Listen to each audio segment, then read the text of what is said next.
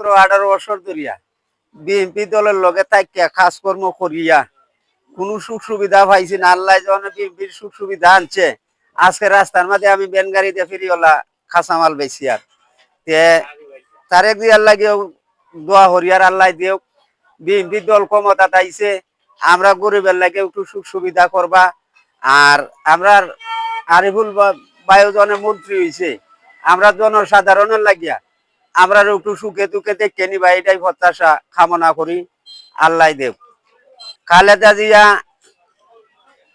মন্ত্রী মরছে, আল্লাহ দেব দোয়া করি। তারেক জিয়ার লাগে আল্লাহ রহমত দোয়া করি, আমরা রে দেখিয়া রাখতা। আর আল্লাহ দেও খালেদা জিয়ার লাগে শহীদ দোয়া মাগফিরা কামনা করি। এই আপনার শহীদ জিয়া রহমানের লাগে আল্লাহ দেব দোয়া করি, মাগফিরা কামনা করি।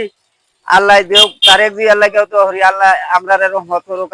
আর আমরা যাতে সাধারণ মানুষের জীবিত বেকার লাগিয়ে একটা সুখ সুবিধা করিয়া দেয়, আর আমরা কাজকর্ম করিয়া খাইতাম পারি। আমি তো একটা সুবিধাজনক আছি, কাঁচামাল বেশি চলতাম পারতাছি নিরাপদে, নিরাপদ স্থানে আমরা চলতাম পারতাছি। ও কাঁচামাল সবজি জিঙ্গা পুরল ওটা বেশি আর